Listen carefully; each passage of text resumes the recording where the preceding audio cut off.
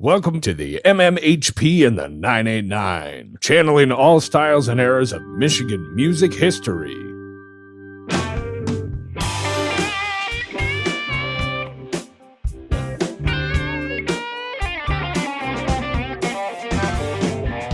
Hello, Michigan music lovers. This is Scott Baker. I want to welcome you to the Michigan Music History Podcast. I am flanked by Michigan music royalty. To the left, Dr. J.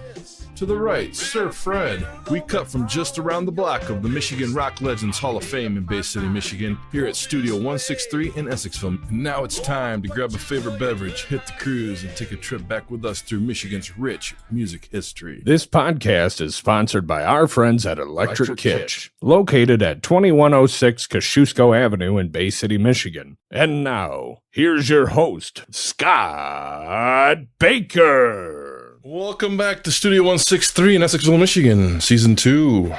We are here on a beautiful, blustery fall day with 60-degree temperatures, which feel pretty nice. Threat of rain, as usual. Yeah, rain a-coming. Rain in the cast for weeks to come. And Dr. J's in the house with us tonight. Sir Fred's back in the house. Friend Mike Beatty's doing some videotaping.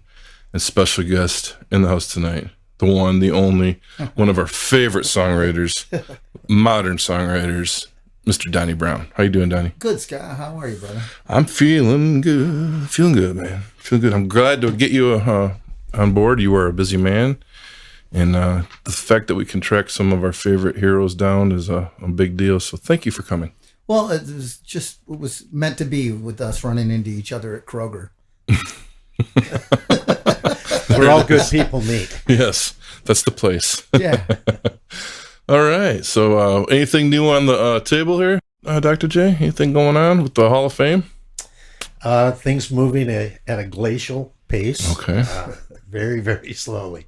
Hey, there was a nice interview with Zach Newmeyer. I saw that. In Road 9 Okay. today. Very nice interview with him. I haven't had a chance a little to bit about peruse. his Bay City roots, and yeah, it was good. Awesome. Well, cool. We're gonna get some more updates as the fall continues here, which these will be broadcast much later. But Dr. J's got the Rock Hall in the works right now, getting ready to roll here on Washington Avenue. Yep. And Sir Fred, anything new on the front? Blues, jazz, world music? Anything new coming their way? No, not really. You been out digging in the vinyl Oh yeah, I archives go and- every day. Yeah. Find anything cool? Found a bunch of Croatian music today Ooh. at a estate sale. You always bring those big words in here. I can't pronounce the name of the music though. That's great. Love how you collect all that. Well, we are blessed to have Donny in the house, and we want to ask some questions that go all the way back. And I definitely want to kick off the questioning tonight. I want to know, you come from a family of music. I do. Give us a little background on what it was like to grow up in such a musical family. Well, I'm the 6 out of 7 kids. And so the real cool thing about all of it actually is just the fact that our house was the band house. So that's really how I got into playing music, because somebody left their instrument there and I picked it up. So, and there were drums set up in the basement, and so it was easy for me to go and jump behind the drums and just start beating the tar out of them, because they weren't mine and my mother didn't mind that, and they heard some proclivity of a beat and decided that I should be a drummer. And yeah, so but it was great. We had a room in our house, and we lived in a small house. For 7 kids, we lived in an extremely small house. We had 4 bunk beds in one room was about this size. So 4 beds, 2 bunk beds. And this is where all the boys slept, in this one bedroom. And then the room next to us was the stereo room. And so we had, crates and crates of LPs, and my parents tore the wallpaper off of the wall and said, "Go ahead, it's yours. Do whatever you want." So our whole upstairs was graffiti, and it was a lot of rock and roll quotes, a lot of stuff from Deep Purple lyrics and Black Sabbath lyrics and things like that, and Black Oak, Arkansas, and any band that any of my older brothers or sisters were into, we had it all in there. So Montrose, yeah, all the stuff I grew up listening to. You know. What was the first thing that caught your ear? Obviously, your music was all around, and you guys had art going on. Well, we had my dad was a foundry worker, and he played accordion, and he sang, and my mom loved to sing, and gosh, if I just went through every sibling, I'd probably name a whole concert band of what everybody played. So there was always somebody playing something in the house. But then my oldest brother, Randy, got hip, and he decided that he was going to be a bass player. So he brought electric instruments into the house. My sister had an organ in the living room, and she played that just by ear and would pick up anything and just be able to play it. But I digress. I forgot what you were saying. I was saying, what was the first piece of music that you were like, you are surrounded with it, but something must have been, there's that. I mean, they're really just my older sisters and my older brother's record collection, everything, because they were constantly playing the Beatles. They were constantly playing the Hollies. My brother was a trumpet player, so we had Sly and the Family Stone and Chase and Chicago Transit Authority, and so I grew up listening to all sorts of different things, Maynard Ferguson, and so it was a good breeding ground of eclectic music. One thing that we never did listen to in the house too much was blues. My brother Ron was a big blues guy and was into Johnny Winter and Howlin' Wolf and Muddy Waters, but I don't recall any of those records in the collection too much. Wow. Just people covering those songs and playing them on British rock records. Yeah. Yeah. Wow.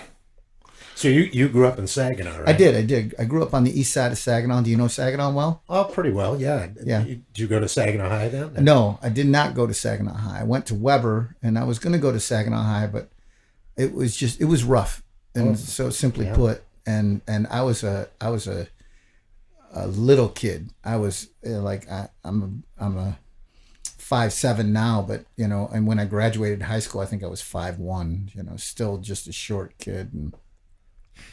And so my older brothers ended up leaving Saginaw Public Schools and going out to a Catholic high school out in the township. And that was actually a very saving grace for me, because I just could kind of relax instead of just like being hyper alert, because I was in a tough situation at school, because it was rough. It was just, you would find yourself in the wrong place at the wrong time with people, and it was just tough going over there sometimes. So, but where on the east side were you? I was just right near Weber School, across from Lufkin Rule.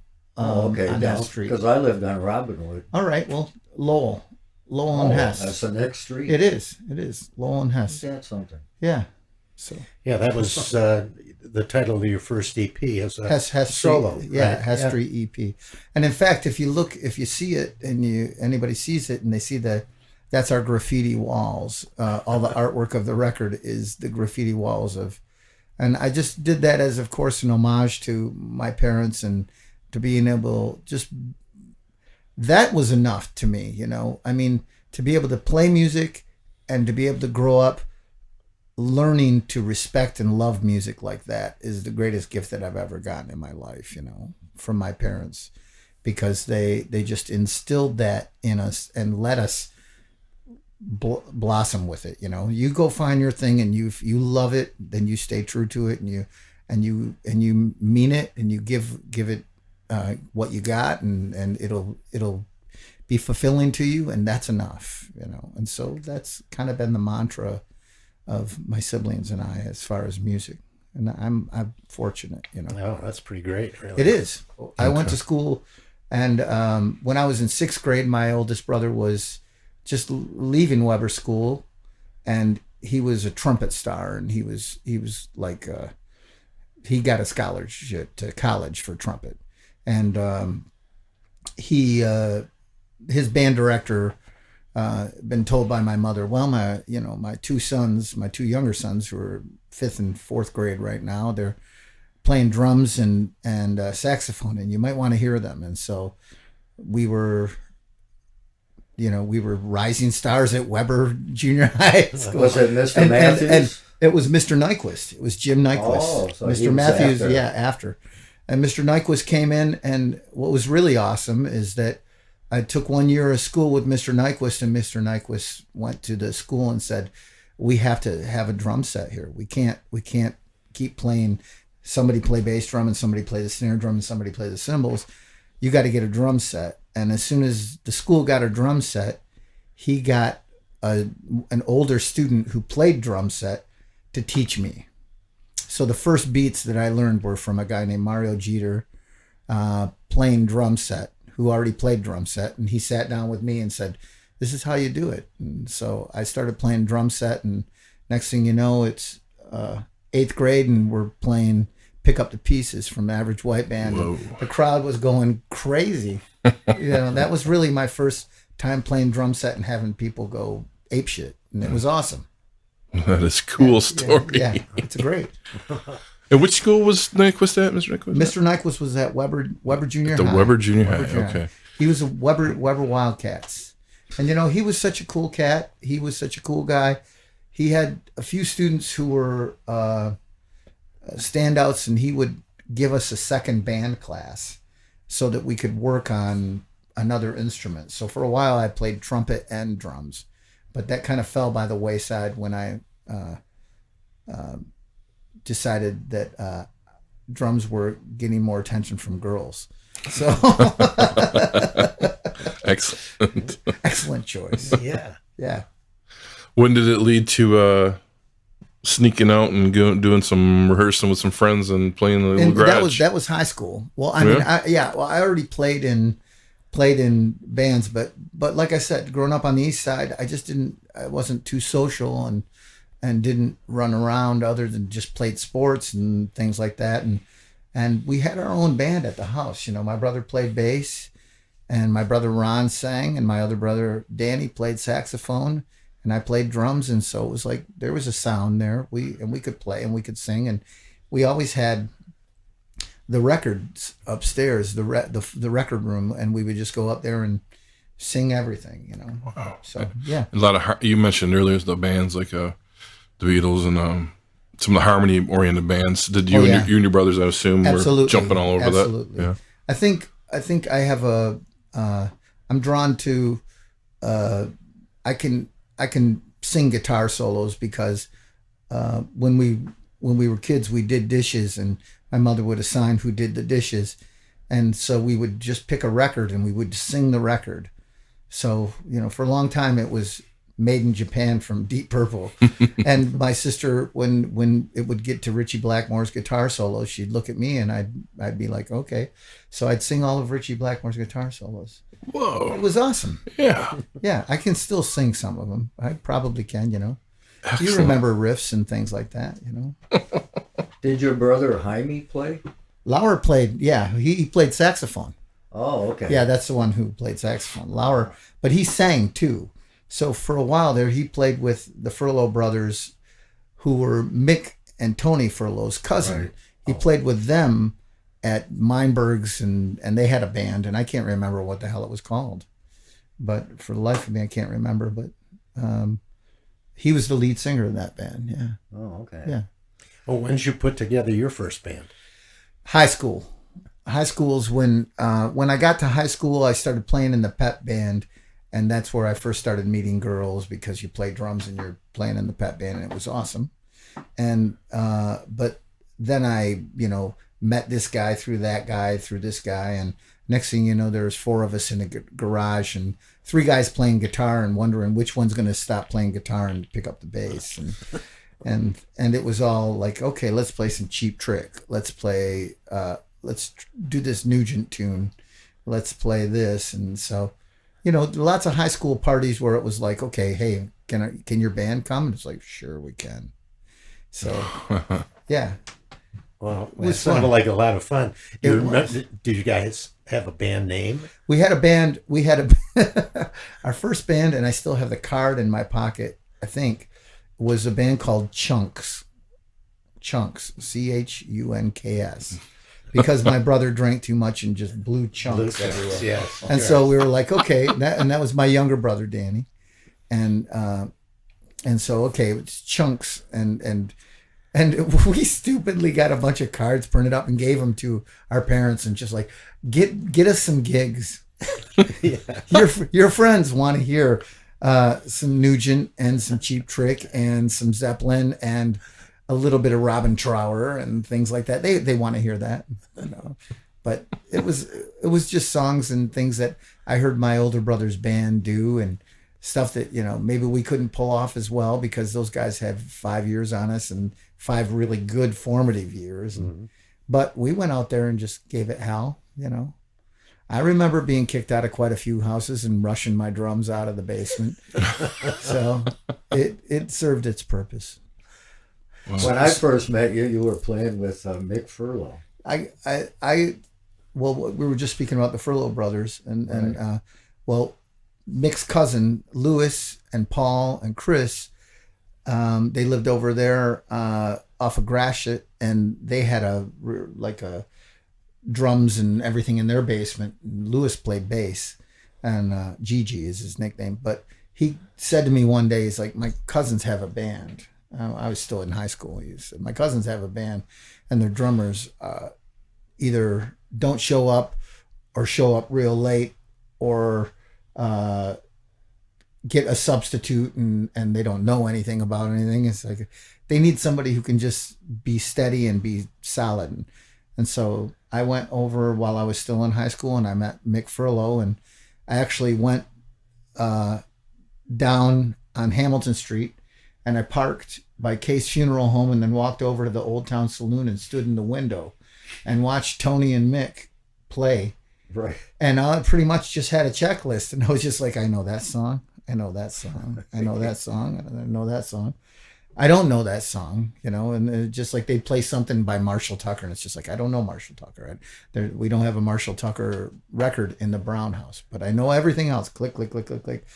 And then so when I was still in high school, I did my first gig with Mick and Tony, and they just kind of like brought me up, and I learned a lot from those guys as far as just like, you know, put it out there, you know, give it a shot, you know, belt it out. Don't be afraid to miss a note. Don't be afraid to just give it a shot. And I loved playing with them. I had a lot of joyful moments doing that, playing with them. Did you play in bars? Yeah.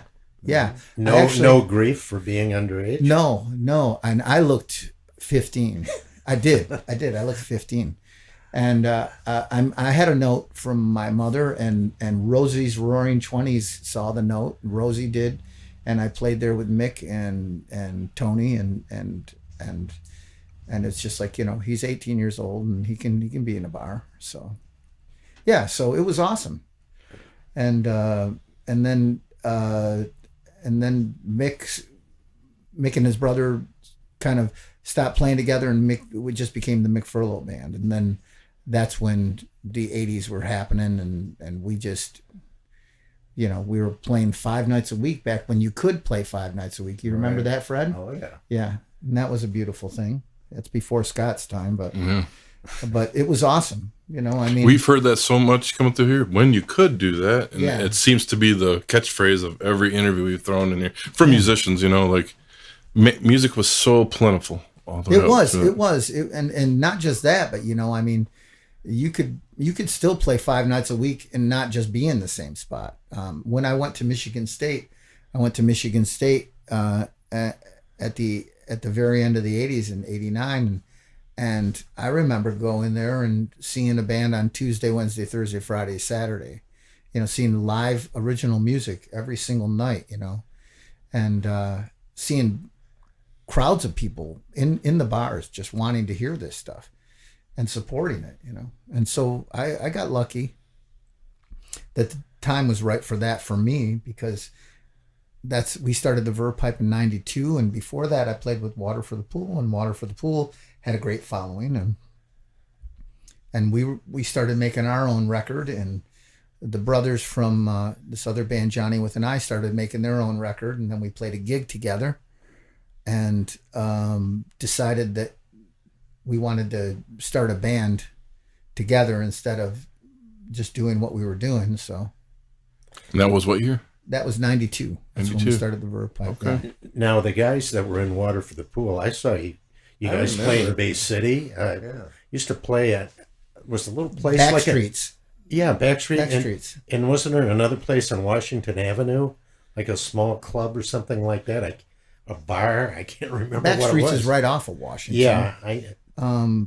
I don't know. But anyways, I really liked Water for the Pool. You guys were... I love that band. you were playing some, well, they didn't call it alternative music. It was what, new wave? I don't know. You were playing in Excess and stuff like that.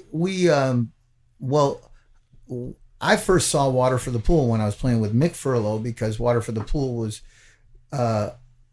younger guys like me, and I was still a young guy playing with Mick Furlo, and they were playing in the Old Town Saloon. So they'd be playing Gang of Four and XTC and stuff like that down in the Old Town Saloon, and Mick Furlo was playing U2 and things like that up in the main dance floor, and that band broke up. When Mick Furlo broke up, I started playing with a classic rock band from Bay City called Mirage, which is on, I think, their 123rd member. I was number 26. I was their 26th member. It was awesome because they were all just great guys. It was just like, let's go there and have a shitload of fun. Can I say that? Oh, yeah, yeah.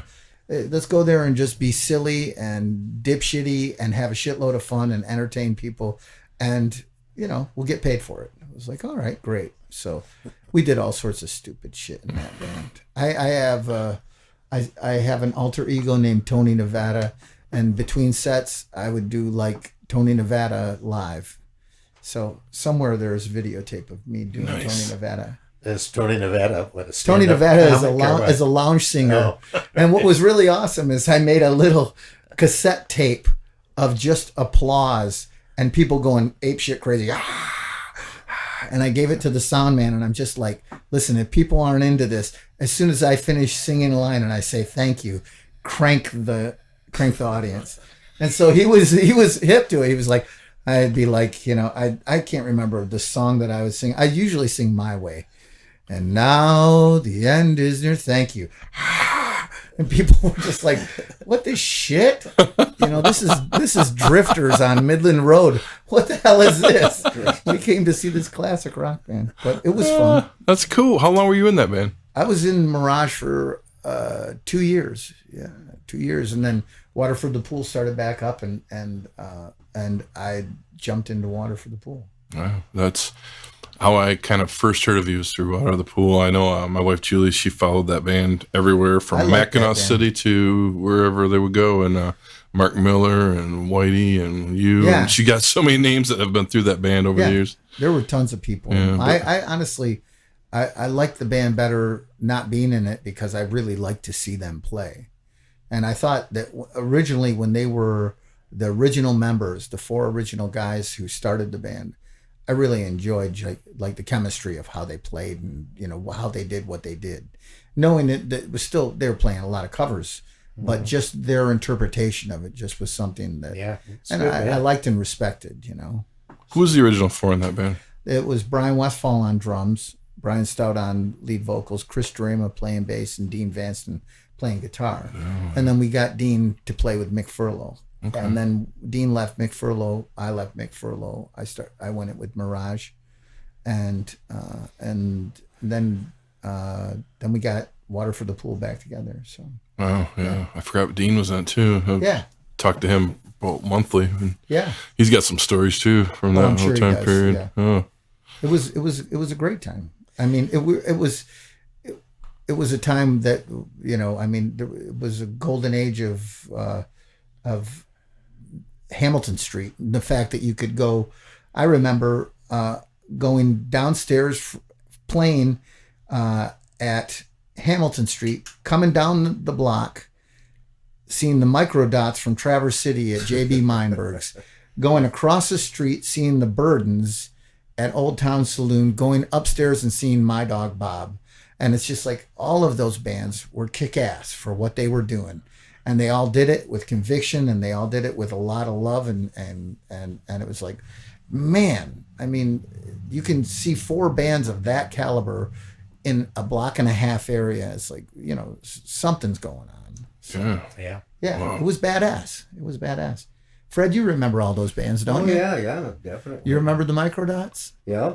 I remember seeing them do I'm Your Dog by Iggy Pop. Right. And the keyboardist sat there and panted during the whole thing, and drool just coming off of his tongue like a dog, just playing this song, and just stayed with it and played the part till there's just like this puddle of drool on his keyboard. And I was just loving it. I just loved it. I started talking to the guitarist, and I was up in Traverse City, and I did a gig.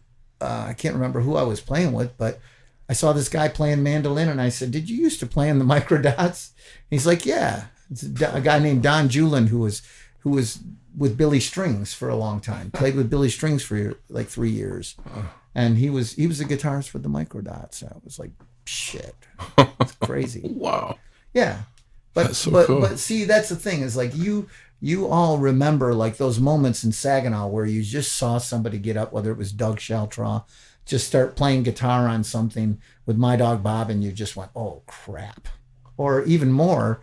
Saw Doug Sheltraw and Mark Simone and Bob Grunner with Raymond out at the Planet 8 when I was still underage. I snuck into the Planet 8 out on Holland Road and watched Bob Grunner drum. Now, do you know Bob Grunner? No, don't know. Yeah. Holy crap. I saw his final show. I was on the cruise. We put it together for the Blues Society. He was on Oxygen that night. Yeah. Whew. What a mother.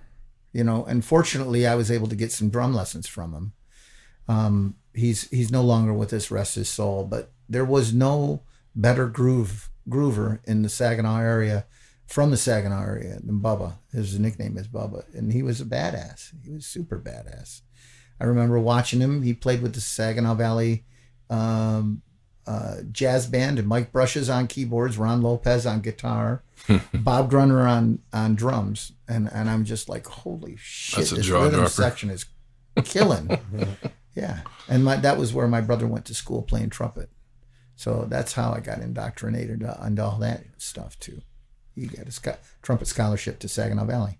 How did you link up with Brian Vander Ark and his band? That was we did a gig in Kalamazoo. Water for the Pool did, and his old band did it as well, and we were co-headliners for this gig, and that was a fateful gig because my recollection of it is that our bass player and our guitarist were about to get into fisticuffs on the stage because they were just at each other's throats by then. And a couple of the guys in their band got too high and too drunk at their gig. And the next day, Brian and I talked and just said, well, we don't want that in either of our bands. And we need a singer, and they need a drummer, and they need a guitarist, and we need this. And so it was like, yeah, it was just, that's what we did. We met at Wendy's at Michigan State. Wendy's on Grand River. We just stopped into Wendy's and just said, well, you want to do this? It's like, yeah, let's do it. So that was it. That's how the Verve Pipe started, at Wendy's. How about the name Verve Pipe? That was a misstep. It was one of the guys had writings all over his jeans. A guy I used to play with in Water for the Pool, Mark Smith.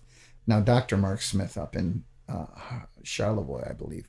But Magic was his nickname. Magic had these jeans, and he had these sayings written all over them, and one of them was Industrial Verve. And I remember seeing Industrial Verve, and so we were trying to come up with a name for the band, and we were going to be Elemental Pop, and it was like, oh, that sounds like a pop band. Well, I don't know if we're a pop band. It's just like an Elemental Pipe. No, and it's just one of those things.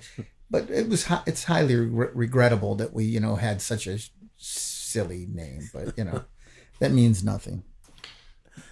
I was going to ask you, before all that took place, and while you're going through this upbringing around here in the Saginaw area, was there anybody that was taking the next step out of Michigan to the bigger shows, the better albums, and you were like, wow, that's something different from just playing bar shows and cover bands? I mean, I wasn't that in tune with that. It was insular enough that I didn't know about Bob Seger being out of Ann Arbor. I just knew that Bob Seger had Live Bullet out, and that the bass player who I wanted to play in my band in high school could play Live Bullet front to back and played the bass parts really well. And I was like, I love him. Great. He introduced me to Seger, and I mean, when you listen to a guy that has that breadth of talent, that gift of that voice, and that gift of that ability to songwrite at that level, and then he just happens to surround himself with the most kick-ass band that is just a fucking machine, that just seems like rock and roll to you. I mean, it's just like another album that I've got there. It doesn't seem like, hey, that's a guy who drinks Verner's and knows what Michigan is all about. Right. But I just wondered if I know some people have seen along the way, oh, hey, our friends over there, or Iggy Pop, or Dick Wagner, Saginaw, or however it was. Dick Wagner was not an influencer or anything, but meeting him, I mean, when I get a chance to meet these people, it's just like I hold them in reverence, because it's like I know that they've done things that I admire, and I've listened to that. I mean, my brother cranked Mystery Man ad nauseum, and off the Frost record, and I love that song. I love it, and I would cover it, but I don't think I could do it justice. I mean, Scotty Van Dal can play some of the guitar shit for me, but there's a ton of great shit in that one song, and it's a brilliant song, isn't it? Don't you think? Oh yeah, that is a badass. Are you familiar with it? Oh, certainly. I thought the Frost were going to be much bigger than they turned out to be. Yeah. Wrong record label. I just wondered. I never ever asked you that, if you ever had a thing where you saw bigger stars because you seen somebody actually get loose and do that thing, And luckily for guys like me coming up in my generation, we already knew about Dick and Iggy and Bob, but we had we had Larry McCray, doing things. It's just like I look at Larry and I know his talent. And I hear what's coming out of his mouth, and you meet Larry and that is a genuine soul. So it's like, it doesn't surprise you when people are gravitating towards that and you hear his talent. It's a little different when your music isn't just part of your personality. It's kind of what you do when you play rock and roll. If you're not Iggy Pop and that pseudo punk ethic defines you. If you're just in a rock band like the Verve Pipe, it's like, well, I love rock, and that's what I'll do. I play that, but that's not all I like, And so it isn't just who I am, I guess, Awesome. Does that make any sense? No, totally. I love how you put it together that way. It's but you took the soul of the person that took off to a bigger thing, and it's there. It's ingrained in them, and it just spews out of them at all times. Well, I mean, I've been in the last 3 years ago, I got a call from. I did some recording down at Big Sky in Ann Arbor, and Jeff Michael, the owner of that, calls me up and he's like, "Are you available to do some drum tracks?" I'm like, "Yeah." I'm like, "What is it?" And he's like, "I'm not sure if they're going to come in here, but if they come in here, they're going to need a drummer." I'm like, he says, "I'll call you back." Calls me back 2 weeks later, and he's like, It's for Drew Abbott." And I'm like, "Drew Abbott? Holy shit." And that's like, yes, I want to meet Drew Abbott. Yes, I want to talk to Drew Abbott. Yes, I want to play music with Drew Abbott. And so it was awesome. I went and I played on Drew's record, and then Drew called me up and he's like, I got 5 live shows for the summer. He's like, can you play any of them? And I just said, "Give me the dates." And so I went out and played live with Drew. And from Drew, I met, this guy from, Savage Grace, Al Jacquet, down there, and all these guys, and I got to play with Jimmy Alfredson, smoking B3 player out of Lansing. I already knew Jimmy, but it was just great to play with him. And so from there, I met Thornetta Davis, and from there I got a gig playing with Thornetta. And, you know, so I just go, if somebody wants me to play music with them and is willing to roll the dice with me, I'm going to walk in prepared and smack the shit out of it. You know, I want to. And so. Awesome. So the Drew gig happened because I walked in the door and I was all ears, and I hadn't even met him yet, and he was in the other room tuning his guitar up and playing riffs, and I'm just like, it's just insane that I know that is the guitarist from Live Bullet without even being able to see him through this window, because I can just hear the tone and hear how he plays, where he bends notes, when he bends notes, how he moves up and down the neck, and it's just like, I have heard that on so many Seeger songs, and that's you. That's not what Bob telling you to do. That's just you giving yourself to Bob. And I told him that. I've told him that numerous times. It's just like, you know, I mean, I'm grateful to be sitting here with you. So, He's one of those cats I've always wanted to meet and talk to. he's a good cat. That's so cool. I remember, that's one of my questions for you later on, was going to be at the gym, or the Abbott story, because I seen you pop out some gigs when you, was it 2 years ago, just before the COVID?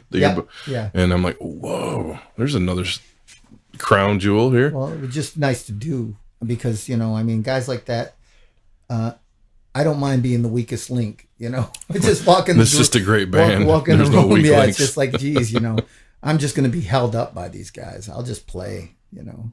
They're gonna sound good. This podcast is sponsored by our friends at Electric Kitsch, located at 2106 Kosciuszko Avenue in Bay City, Michigan. They offer new and used records, including local to Michigan original vinyl and CDs, as well as clothing, electronic equipment, funky household items, music gear, and stringed instrument repair. You can find them on the web or call 989-402-1411. Well, now going into the very beginnings of the Verve Pipe, was your songwriting already forming at that point? Being that, Yeah. Because I do want to ask you about songwriting in a little bit here, but I want to know, when did you already have some songs on the table? Like, hey, I got something to offer here now, or was that coming later? Well, no. With Water for the Pool, we were making our first record, and Brian's band was making their first record. And so how we started the Verve Pipe is the very first record of the Verve Pipe is we took the songs off Brian's record that Brian wrote and took the songs off our record that we wrote and put it together and called it the Verve Pipe, and kind of re-recorded that. Brian re-sang some of the stuff that was on our record, and I played drums on everything that was on Brian's. Suffered a head injury album? Yeah, exactly. Now, is that the record with the Freshman? That is the original was record on with the there, Freshman. yeah. Well, when I met Brian, when I saw that old band, they were already playing that. You know, I mean, I heard that song, and it was just a totally different version of it, but it was that song, you know. I remember I was working in a restaurant coming out of high school. I graduated in 91, and the cashier was a drummer in a band called the Rugby Mothers, John Curry, around I here. know John Curry. And John had hung with you guys and got your cassette. And he says, after work, I got something I got to play for you. He says, it's a new bunch of buddies of mine called the Verve Pipe. He puts it in, but he only wanted to play me the Freshman. And he sat and cried and says, this is where it's at. He's going to do something. Wow. And we were at the Texan here in Essexville. And I'm like, who's Curry the Verve Pipe? The Rugby Mothers. We played a lot of gigs with those guys. Yeah. We did a lot. And then you guys signed your deal, and eventually got reissued without the Freshman on it. It took me another, probably till 2004 or 5, I found a copy of the original CD that had the Freshman on it, finally, in a used store, and grabbed that bad boy. Yeah. Yep. So you heard the original version of it? Yeah. Before that? Well, the I've suffered a head injury version. Yeah. Yeah. Okay. Yeah. That was when that tape came out, because we had tapes back then, you know. And you guys had just released it, and John had to play that for me, and he says, you won't believe the song. And I knew it was a great song. But it personally never just rocked me and never moved me. And I remember our second ever gig, we played on Mackinac Island. And like our first ever gig for the Verve Pipe we did in Chicago, and the next night we had to play on Mackinac Island. It's just like the worst fucking booking agent you could ever have. It's like, well, let's play all night in Chicago, let's lose an hour, and then have to drive up and catch a ferry, and then play a club so we were played at Horns in Mackinac Island, our second ever gig. And I remember the version that Brian would do at that time, him just doing it with him on acoustic or him on electric with a delay pedal. And there was a guy dancing and he was just crying and the girl with him was just crying and they were dancing to it. And I was like, wow, this has got something more to it. More than you had felt at the time. But it was a journey with that song. That song, that song got re-recorded for the Villains record. And I didn't think it was really being done justice. I thought it was being fucked up. I thought it was wrong to record it that way because I thought that we were making the song have less of an impact than it did. Now, was that, did Jerry Harrison produce Jerry that Harrison record? produced that one. Yes, he produced that record and he produced that version of The Freshman. And we released that record with that version of The Freshman on it. And then the record label got smart and said, go and re-record that song because you have a different version in you that's better. Because we did have a different version in us that was better. And so we did. We went and we re-recorded it. And that was really a highlight because... Was that with Jack Joseph? That was with Jack Joseph Puig in Ocean Way. Yeah. So in the room where the Beach Boys recorded, in the room where so many great records were made, And so we were just in there and it was great. How did you get involved with Jerry Harrison? Jerry Harrison was recording in Milwaukee because he was working with Crash Test Dummies and was recording in Madison at Smart Studios with Butch Vig for something. And then he came over to Milwaukee and the Verve Pipe was on tour and we had just had I believe we had a couple of irons in the fire with labels like, okay, these guys might get picked up. And it was at that time, that was everything, I mean, like to be able to get on a major label, that was the holy grail. So you got Harrison to produce before you were on RCA? Jerry came over to hear us. Oh, okay. And I think he had, maybe he had gotten sent there by RCA. So he came to a club in Milwaukee. We were playing at Shank Hall in Milwaukee, and Jerry Harrison shows up. We played there. Yeah. Shank Hall. Yeah. And the Verve Pipe manager called me up and he said, Jerry Harrison might show up, So Jerry showed up and we just talked to him, and he was just a very down-to-earth guy. And I want to take it back a step, though. You suffered a head injury. You said it was a compilation of songs from Water for the Pool and songs that Brian and his brother had. Yeah. How long did you guys go supporting that, or just played around, or did your thing? Was that like a year or two before Pop Smear, or did you start writing, or how did that work? I think we were already because we were what we ended up doing, because we were in two bands that were happening in the college circuit, is we would just say that we were, if we went to Kalamazoo and Water for the Pool had the good night, where you could make a percentage of the door. It was like, well, we're the Verve Pipe now, but we're gonna call ourselves Water for the Pool, and we're gonna go there and we'll make all this money. So we started making money and saving money to record, because we had a recording Jones. We were just all about like, let's write songs and record, and write songs and record, and write songs and record. And then we got our new guitarist, who was our new guitarist and our keyboardist, who were the irons in the fire that really got us going. So we decided that we were going to get a keyboardist because we were writing songs and we wanted keyboards on them. And so we were asking Randy Sly, who was playing in Bob Harvey at the time, and who now plays with the Verve Pipe. But Randy was like busy with Bob Harvey. He's like over living in Providence, Rhode Island. And he's like, I come back to Michigan to see my folks, and I will come back and I play on your records, but I'm not going to join the band or anything. So we weren't so sold on on keyboards. We were just like, we got to have something, you know. And then when I played with Mick Furlo, and I left Mick Furlo, Dean Vincent and I left Mick Furlo. They got a guitarist to replace Dean right away, but they were having a problem finding a drummer. And so Mick came up to me and said, can you stick around? Can you stick around and while we find a drummer, you'll play with the new guitarist. And the new guitarist was AJ Donny. So I played with AJ for a month and a half. And I was just like, holy crap, this guy can play guitar. So when the Verve Pipe was talking about getting a lead guitarist, I just called AJ. Tell me a little bit about the Brian leaving the band, or how that happened, and how it was Brian Stout. Yeah, and he came with you from your half of the. Yeah, I think. Was that a sad time? Or? Yeah, it was not a cool thing, and not to me, and I don't exactly remember how it went, but it wasn't my decision alone, but. This is just before you guys recorded Pop Smear?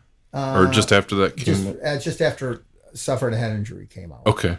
Because we were just released the record, and I remember AJ coming and doing an audition and knowing every song on the record inside and out and playing burning solos and just making us all go. And in fact, when he showed up for the audition, you know, AJ was a gearhead, so he had, you know, a Marshall 412, and then next to that was a Fender 212, and then another Fender 212 cabinet, and then a rack of outboard gear, and then another rack of outboard gear, and then a pedal board about the size of these sofa cushions. and we started playing the first song of the audition, and he just, you know, I could just see I had played with him, but the brothers hadn't, and I could just see them go, oh, wow. This is what it's like to play with a guitarist, because AJ was a guitarist. He knows the isms of guys who play and the styles of how they do what they do. He's his own animal, and he's such a great guitarist, but he brought all that to the table. And I remember going in the restroom with Brian after the audition. We played the whole record front to back, and he just burned through it. And I'm like, I gotta take a leak. So we go in the bathroom, and I looked at Brian, and Brian looked at me, and I said, what do you think? He said, I think we're going to need a bigger van, because he had all that shit. That was all he said. I was like, oh, fuck it. Well, here he is. Yeah, so that was awesome. But you saw the Verve Pipe. You saw AJ. Oh, yeah. He's a phenom. He's great. I just wonder, I know that you had gone a ways back with Brian Stout. That was just I don't know exactly how that went down. That was a tumultuous time in my life, and I know I think it was a tumultuous time in his life. And, you know, and then having the other guys do what they want with the band, their opinions, and I was in an unfortunate situation that I had to, that it was like, well, we're gonna move on without you, and I don't feel good about it to this day. But I mean, understandably, it was just one of those things. And out of those, you got AJ on board, and when did the songwriting begin, and how much did you start? I was already writing songs, because I had written some for what ended up being the second record. And that's kind of where we came alive, you know, during the recording of our second record, Pop Smear. And we just kind of hit our stride, and we started playing, I don't know, we were playing rooms we had a couple of places in Chicago we played Traverse City, we went down to Columbus, Ohio, we played Cleveland, we played Bloomington, Indiana, St. Louis, Missouri. So, I mean, these are all van trips with this band that we're going to play, that we had our own little crowd at every single one of these. And we ended up selling, you know, thousands of our second record, because we marketed ourselves that way. And Fred mentioned School Kids Records in Ann Arbor. It's like there was Warehouse Records in Michigan and School Kids, and we had a had it so that we had our records en masse in those every single time. And so whenever we were coming to town, it was like, go to school, kids, or go to warehouse and pick up our record. And we would go there and do an acoustic set before the show and things like that. We were smart when it came to that kind of thing. We were smart, and we marketed ourselves. So. And that's how you attracted the interest of the major labels, Yes, right? that's exactly how. Yeah, good strategy. Yeah. That's a great story, and I've heard that story in other forms before over the years. And Elemento Pop became a name, our management company, for your management company, exactly. which came out of that too. So you retained that. Yeah. To this day, I mean, I'll pop on Verve Pipe things and read little things to see what people are saying. Pop Smear, I think, still is one of the most talked about records. It's a great. It was done at a great time. Everybody was like, we were a little bit of this and a little bit of that and a little bit of this and a little bit of that. We weren't like a rock band. We were like, well, we got throw some Jellyfish in, or throw some, not being afraid to put a Latin groove on a record, and things like that. It was fun. Yeah. Was it mainly a Midwest tour there for Pop Smear then? Yeah, it was. Okay. It was. And how did the record companies become known of all this sales? We were contacting them. And we also worked with Aware Records. And are you familiar with Aware? Mm-hmm. Aware was out of East Lansing, but also based out of Chicago. And it's Greg Latterman.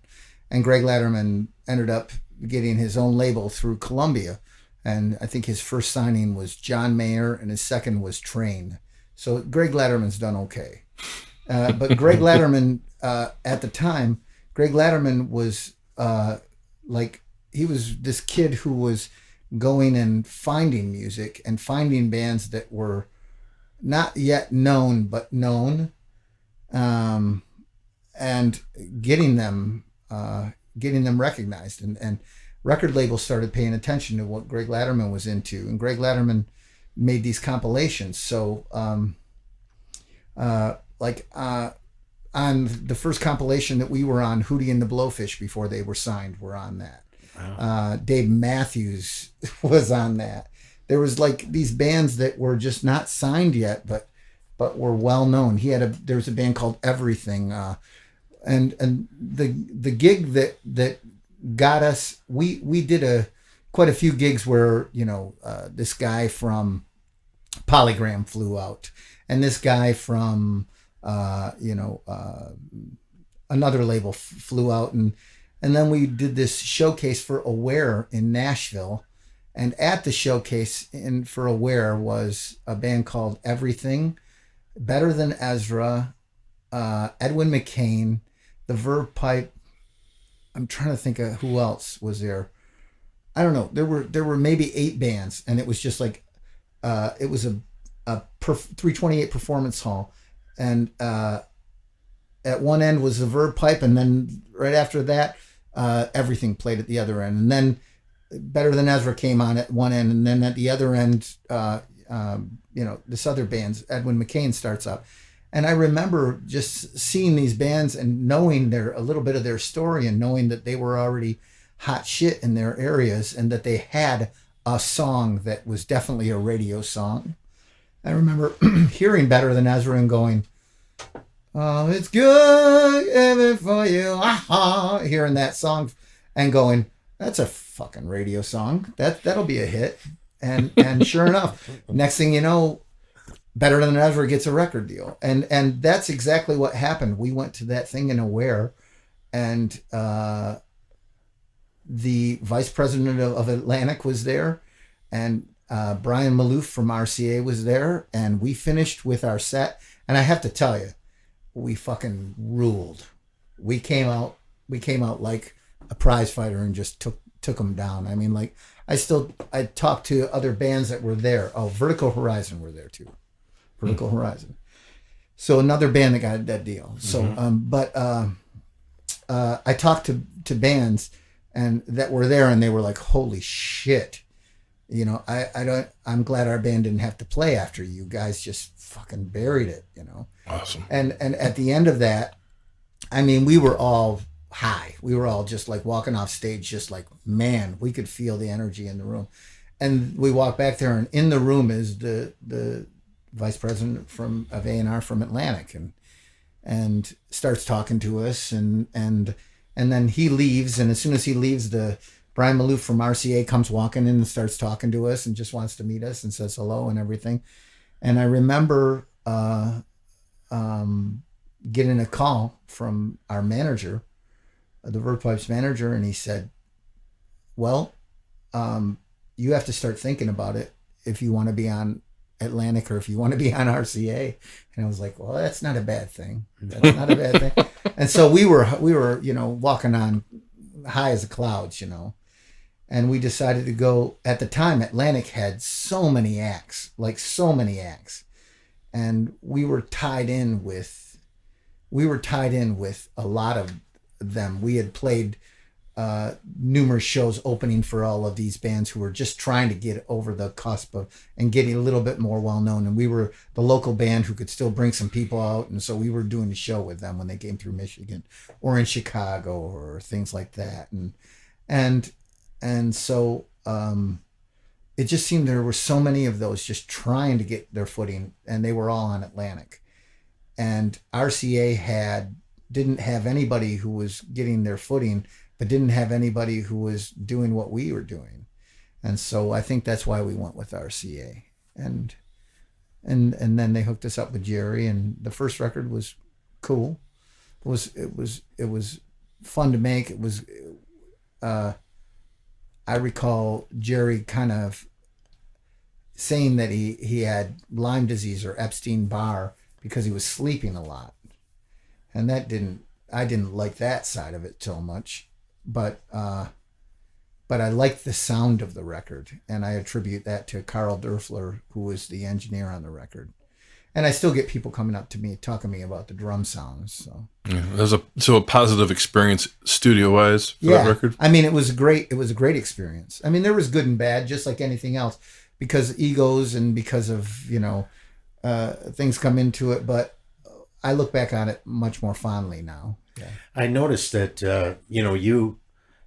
Vander Ark was always had more songs than anybody else. Yeah, but you didn't have any songs on Villains record. Yeah, Villains after having several on Pop Smear. I think what ended up happening is the reason that happened is because I was kind of taking care of everything for the band as far as selling CDs, as far as like all of the day-to-day management shit, and stupidly, I wish I wish I had written a song and gotten it on that record, because the Freshman made that record a million seller. Yeah, and every single song on it became a million seller because of it, So bless Brian, and there are a lot of songs on that record that I like, some more than others, but I didn't get any songs on that record. So yeah, you were probably with the release of that record, really, you guys were probably maybe the biggest Michigan band at that point. Absolutely. I mean, to have a number 5 Billboard Hot 100 single, plus MTV constant 40 rotation. Oh yeah, album. I mean, man, it was happening. I mean, it was great. I remember the Michigan State Fair people wanted us to headline a night at the State Fair, and our manager, I was like, yeah, I would love that, because I'd love to get back to Michigan and see people that I love and have them come down and see a big show at the State Fair. I mean, the full, huge, gigantic outdoor stage production kind of thing that you see in summer, Right. And I remember that, and our manager said, not yet. And he was right. He was just timing it so that the Freshman was like, and an inferno of fire that could not be denied. And then finally the State Fair people came back with the right amount of money, and he said, yes, we will do it. Yeah. And so that was great. That was great. And that wraps up part 1 with our interview with Donny Brown.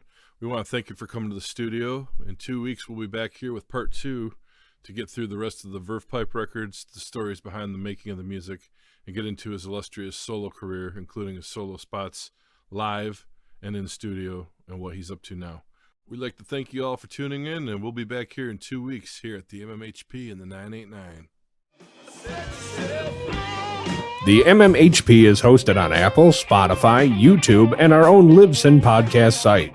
You can also search MMHP989 on Facebook for up-to-the-minute information, as well as both Dr. J and Sir Fred's album picks of the week, posted every weekend. You can connect with Scott on the web at scottbakermusic.com, Dr. J at michiganrockandrolllegends.com, Sir Fred at fredrife.com, and the Electric Kitch at electrickitch.com.